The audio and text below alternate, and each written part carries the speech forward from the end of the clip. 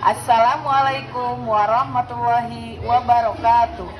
Yang terhormat Bapak Ibu penguji kinerja PPG dalam jabatan BED 1 tahun 2025.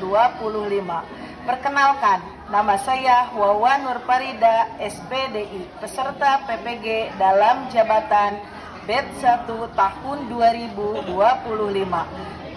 LPTQ Win Syarif Hidayatullah Jakarta dengan nomor peserta PPG 4891800056056. Nomor induk mahasiswa PPG 412401991000225. Pada hari ini saya akan melaksanakan praktek mengajar untuk memenuhi kinerja dalam jabatan tahun 2025 dengan materi kisah keteladanan Nabi Ibrahim alaihissalam pada kelas 7A di MTS Al-Mubarok, Cisalak, Kabupaten Subang, Provinsi Jawa Barat. Terima kasih. Wassalamualaikum warahmatullahi wabarakatuh. Assalamualaikum. Waalaikumsalam. Apa kabarnya hari ini? Alhamdulillah, luar biasa. Allahu Akbar. Semangat adik.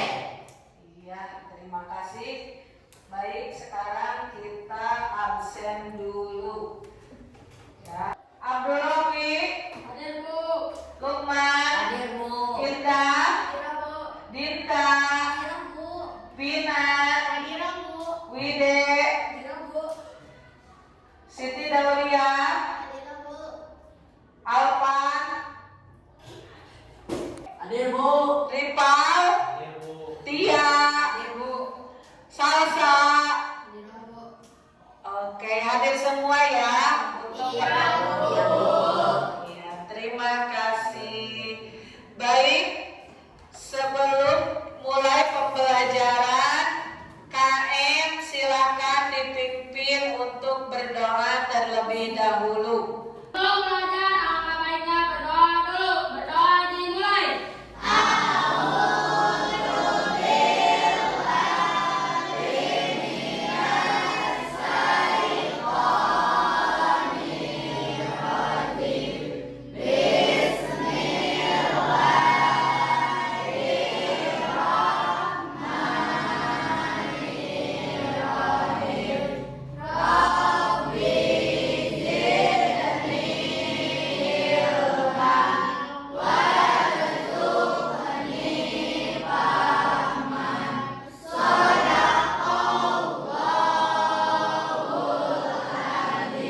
Terima kasih.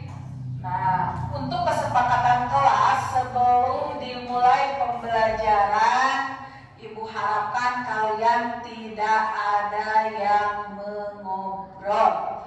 Ya, nanti ada waktunya tanya jawab. Paham? Paham, Bu.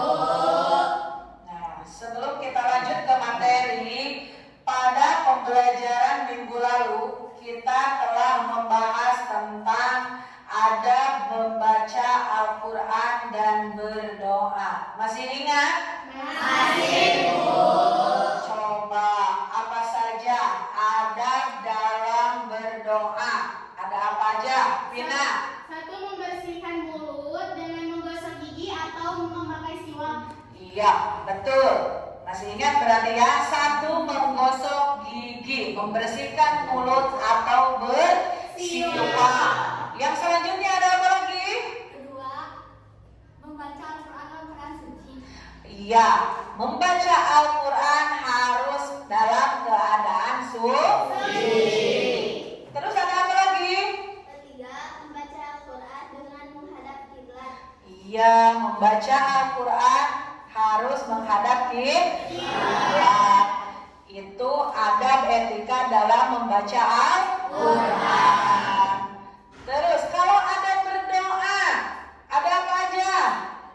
Pertama, berdoa dalam keadaan suci dan menghadap kiblat. Iya, berdoa itu harus dalam keadaan suci dan menghadap kiblat. Yang kedua, sebelum berdoa mohon ampunan kepada Allah dengan membaca istighfar. ya berdoa kepada Allah dengan membaca istighfar. Sebelumnya kita memohon ampunan. Ya, astagfirullahaladzim. Ada apa lagi? Ada dalam berdoa. Ketiga, berdoa dimulai dengan membaca hamdalah dan salawat. Iya, dengan membaca alhamdulillah dan membaca sholawat. Terus adab dalam berdoa selain membaca alhamdulillah dan membaca sholawat, ada apa lagi? Memohon kepada Allah dengan menyebut Asmaul Husna. Ia memohon kepada Allah diawali dengan membaca Asmaul Husna. Contohnya ya Allah, ya Rahman, ya Rahim. Ya, itu sebelum berdoa. Nah, sekarang kita akan lanjutkan ke materi selanjutnya, yaitu bab terakhir di semester kedua ini. Itu kisah keteladanan Nabi Ibrahim alaihi salam. Namun sebelum kita lanjut ke materi, biar kalian lebih semangat, lebih fokus, kita ice breaking dulu. Ya, dengan menggunakan apa? Tepuk fokus. Tepuk fokus. Melihat, mendengar, mengingat, fokus. Oke, terima kasih. Nah, tujuan pembelajaran hari ini pada kisah keteladanan Nabi Ibrahim, yang pertama Ibu harapkan kalian mampu menguraikan kisah Nabi Ibrahim alaihissalam. Yang kedua, siswa-siswi itu mampu menelaah kisah keteladanan dari Nabi Ibrahim alaihissalam. Tujuan yang ketiga, Ibu harapkan kalian mampu mengimplementasikan perilaku yang mencerminkan kisah keteladanan dari Nabi Ibrahim alaihissalam. Yang terakhir, Ibu harapkan kalian dapat menyimpulkan ya dari materi kisah keteladanan Nabi Ibrahim alaihissalam ini apa ya kesimpulan dari materi tersebut.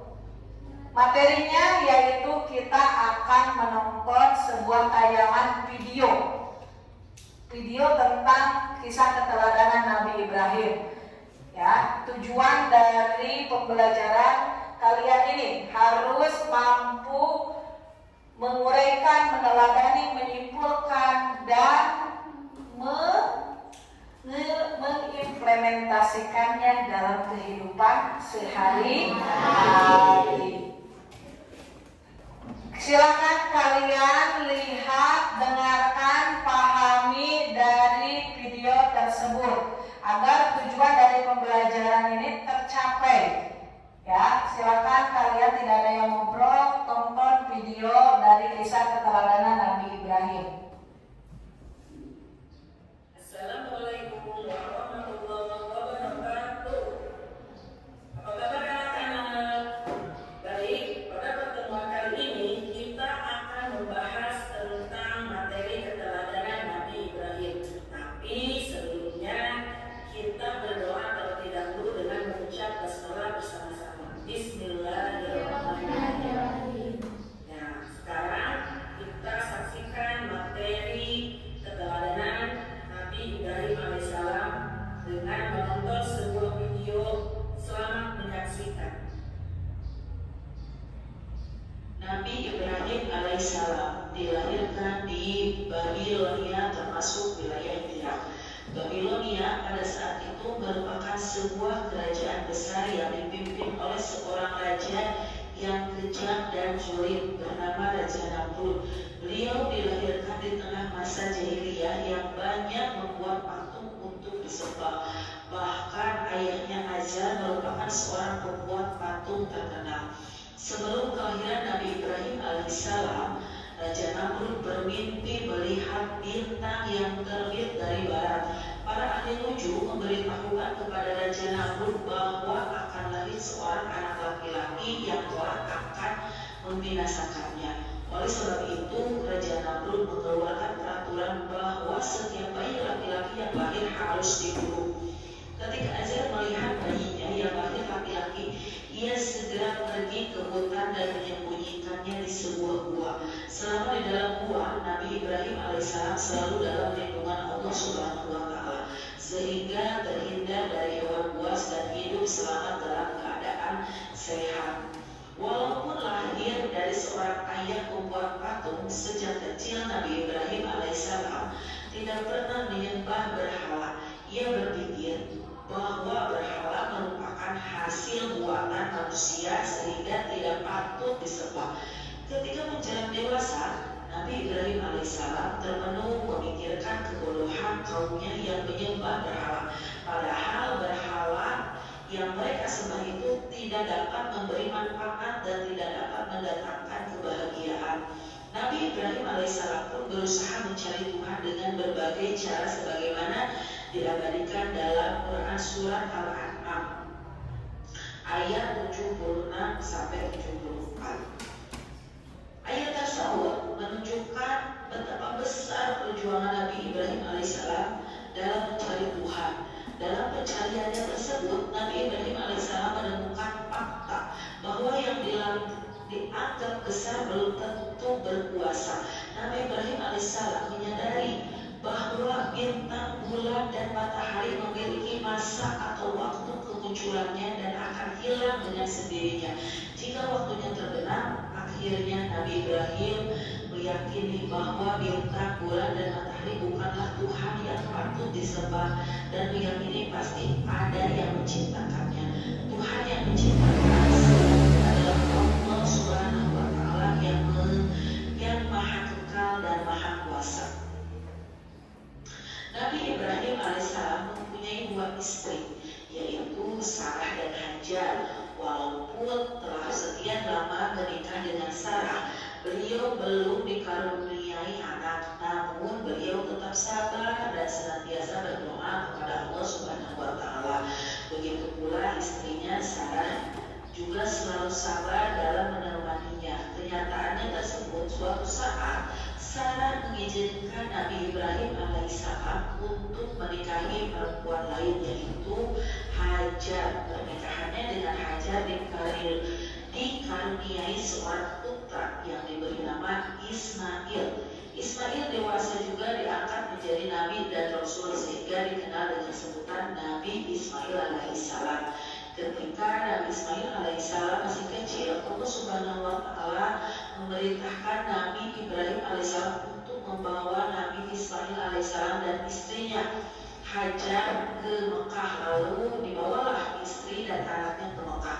Mereka bertiga berjalan melewati padang pasir yang tandus. Setelah sampai di Mekah, Hajar membawa Ismail dan menidurkannya di padang pasir yang tandus yang sekarang dikenal dengan nama Sumur Zamzam.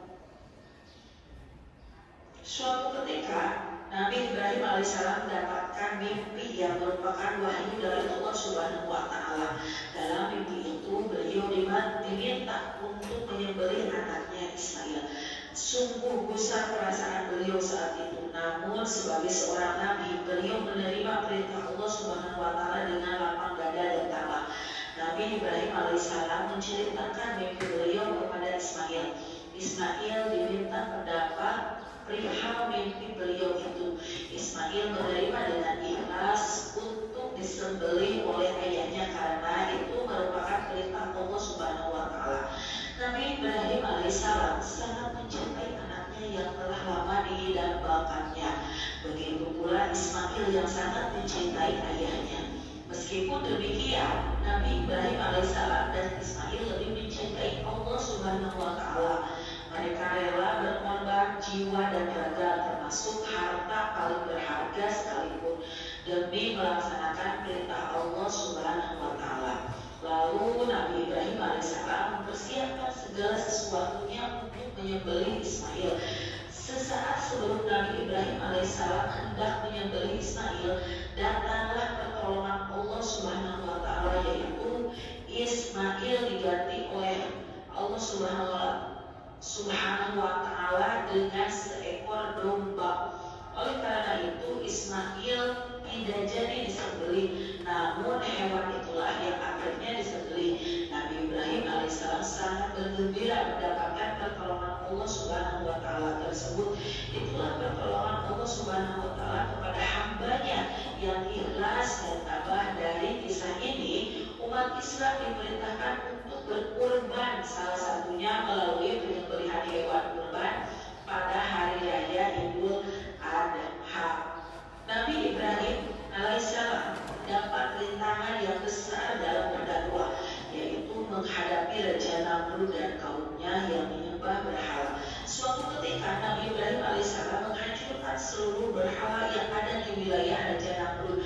Beliau menyisakan satu berhala yang paling besar dan ia meletakkan kepalanya kepada berhala tersebut. Hal ini sebagaimana dijelaskan dalam Quran surat Al-Anbiya ayat 58. A'udzu billahi minasyaitonir rajim. Bismillahirrahmanirrahim. Tazallahu judadan illa kabirul lahum la'allahum ilaihi yarji'un. Yang artinya dialah Ibrahim alaihissalam menjawab dengan lantang bahwa berhala yang paling besarlah yang dibakar hidup-hidup. Lalu Nabi Ibrahim alaihissalam diikat dan ditempatkan pada tumpukan kayu yang hendak dibakar.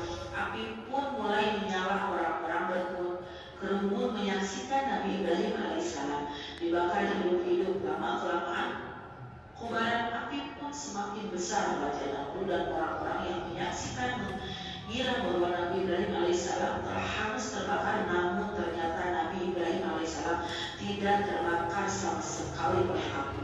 Hal ini membuat heran Raja Namrud dan semua orang yang menyaksikannya. Nabi Ibrahim alaihissalam pun keluar dari kobaran api tanpa luka sedikit pun. Peristiwa tersebut menunjukkan kebesaran Allah Subhanahu wa Ta'ala dan mukjizat yang diberikan kepada Nabi Ibrahim alaihissalam oleh Allah Subhanahu wa Ta'ala. Mengabadikan peristiwa tersebut dalam Quran surat Al-Anbiya ayat 68 sampai 69. Yang artinya mereka berkata, bakarlah dia Ibrahim dan bantulah Tuhan kamu jika kamu benar-benar hendak berbuat. Allah berfirman, wahai api jadilah dingin dan selamatkanlah bagi Ibrahim.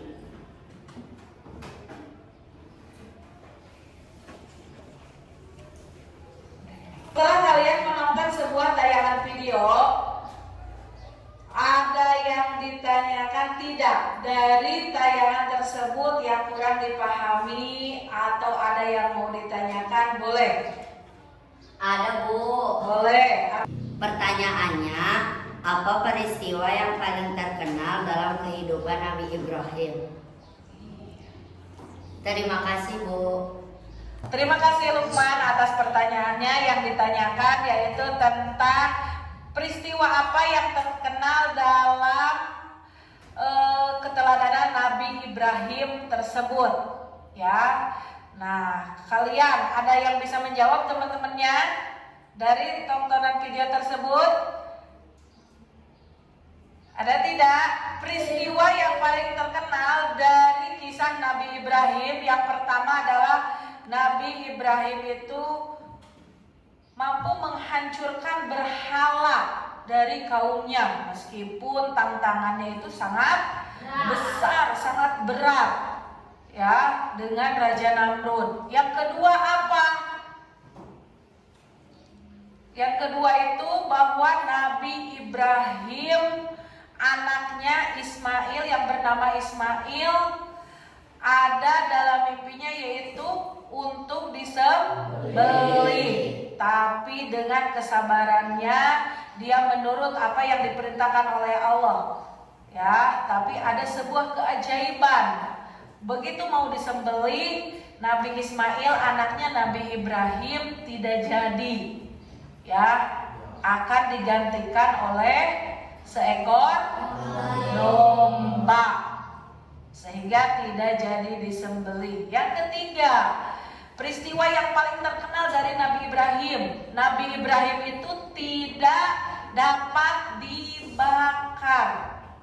Ya, tidak dapat dibakar oleh api yang sangat panas oleh Raja Namrud karena melihat Nabi Ibrahim pengen menghancurkan berhalanya, dia pengen menggagalkan, sehingga kaumnya Raja Namrud semua sepakat untuk membakar Nabi Ibrahim dengan kobaran api yang sangat panas. Tapi apa nyatanya? Allah mendinginkan semuanya. Pas begitu dilihat, ternyata badan Nabi Ibrahim tetap dalam keadaan utuh.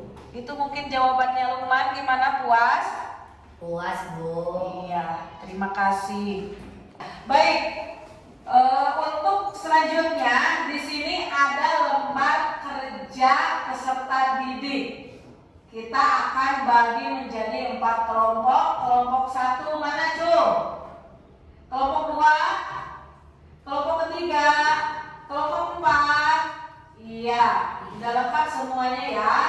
Kita udah dibagi kelompok. Nah, untuk peraturannya di sini ada sebuah soal. Silakan kalian pecahkan bersama kelompoknya masing-masing. Nanti hasilnya perwakilan ke depan untuk mempresentasikan hasil dari kelompok kalian masing-masing. Paham?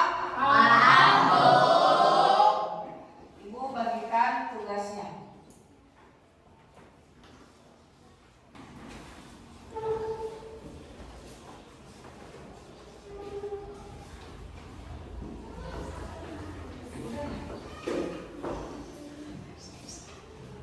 Silakan dikerjakan ya dengan kerjasama kelompoknya masing-masing.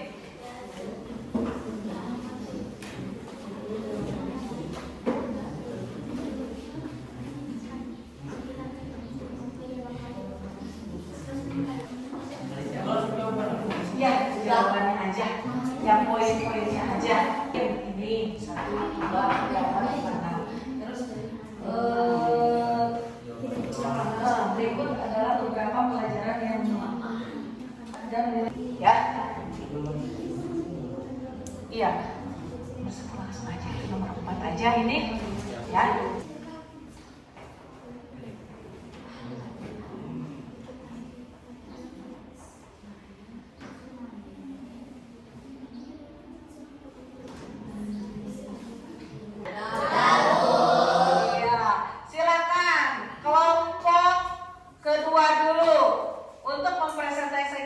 Hasilnya ke depan. Silakan maju ke depan.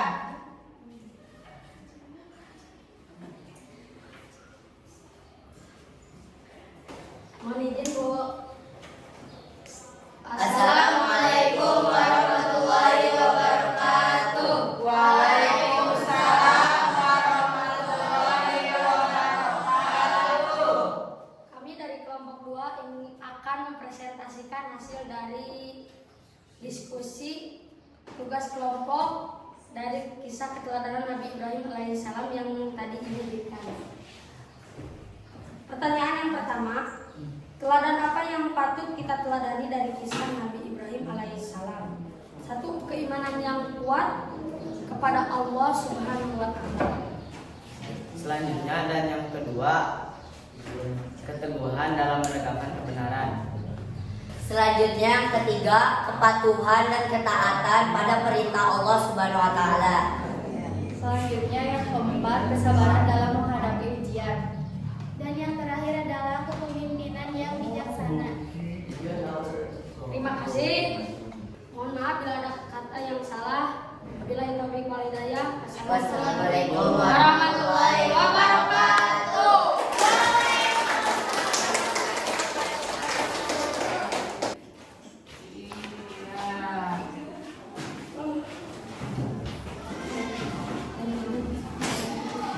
Terima kasih kepada kelompok 2. Itu hasil diskusi keteladanan Nabi Ibrahim alaihissalam. Kita lanjut. Sekarang di sini ada tes asesmen secara individu. Ya, silakan nanti kalian mengerjakan masing-masing. Nanti hasilnya dikumpulkan. Ibu akan bagikan ke masing-masing peserta.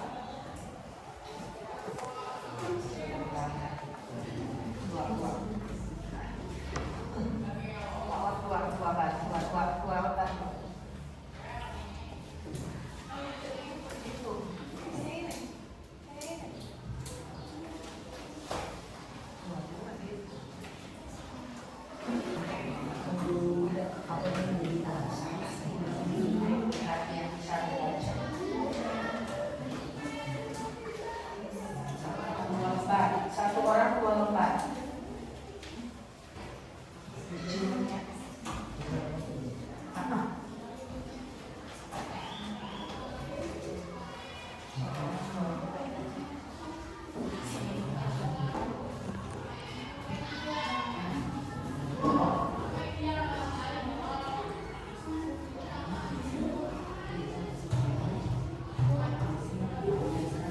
Silakan dikerjakan. Dikasih nama, ya, nomor absen siswa. Nanti hasilnya dikumpulkan. Kumpulkan kembali, ya.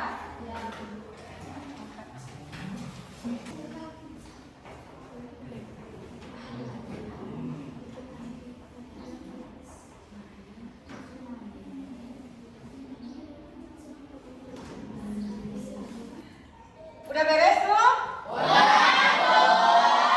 Oke, sekarang kita kumpulkan. Ya, akan ibu koreksi.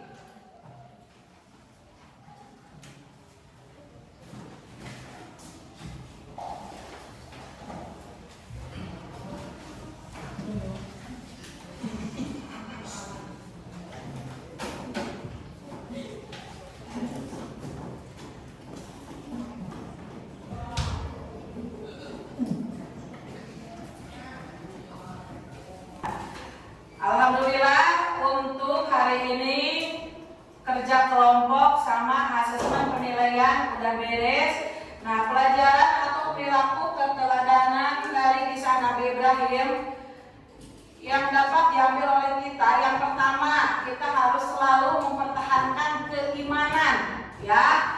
Dari kisah Nabi Ibrahim tersebut, kita harus mempertahankan keimanan akidah kita. Yang kedua, selalu memegang prinsip konsisten dalam menjalankan perintah Allah, jangan sampai tergoyahkan. Yang ketiga, berdakwah untuk agama Islam dengan cara yang santun, meskipun apapun itu halangan, rintangan, kita harus tetap teguh untuk memperjuangkan agama Islam. Tahan dan tabah menghadapi ujian hidup yang menghampiri, toleran dengan penganut agama keyakinan yang lain, memiliki idealisme yang tinggi untuk menegakkan kebenaran. Ya, seperti Nabi Ibrahim, meskipun banyak cobaannya tetap dia teguh kepada perintah Allah. Alhamdulillah untuk pertemuan hari ini kita beres, ya. Mudah-mudahan kalian bisa mengaplikasikannya dalam kehidupan sehari-hari dari kisah Nabi Ibrahim tersebut, ya, dengan penuh kesabaran meskipun banyak ujian, rintangan. Apalagi kalian seorang pelajar harus tetap sabar, semangat dalam belajar, ya. Alhamdulillah untuk pertemuan kali ini kita beres. Untuk pertemuan kali ini alhamdulillah kita beres. Mudah-mudahan apa yang disampaikan bermanfaat, ya. Kita ketemu lagi minggu depan. Alhamdulillah kita dengan mengucapkan alhamdulillah pertemuan hari ini kita selesai. Terima kasih. Assalamualaikum warahmatullahi wabarakatuh.